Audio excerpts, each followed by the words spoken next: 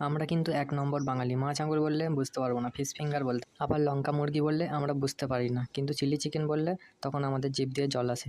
আজকে এরকমই একটা রেসিপি আপনাদেরকে বানিয়ে দেখাবো, চলুন। রুই মাছের লাচ্চার মধ্যে নুন ও ভিনিগার দিয়ে কিছুক্ষণ ভিজিয়ে রাখবো।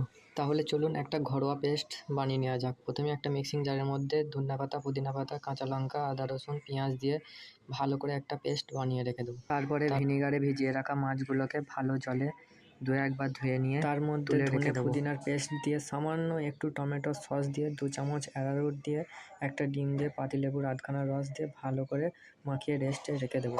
তারপরে ডাল, ভাত, আলু ভাতে ভাজাভুজি যা আছে সব রেডি করে ফেলুন। তারপরে ব্যাস আসল খেলা শুরু। একটা করে মাছ নিয়ে বিস্কুটের গুঁড়োর মধ্যে ফেলে দিন, ভালো করে চেপে চেপে লাগিয়ে তারপরে রেখে দিন। পরে তেলটা গরম হয়ে এলে এক এক করে দিয়ে দিন, তারপরে হালকা আঁচে একটু টাইম নিয়ে একে একে ভেজে নিন। ব্যাস ভাজা হয়ে গেলেই আমাদের রেডি হয়ে গেল মাছ আগুর।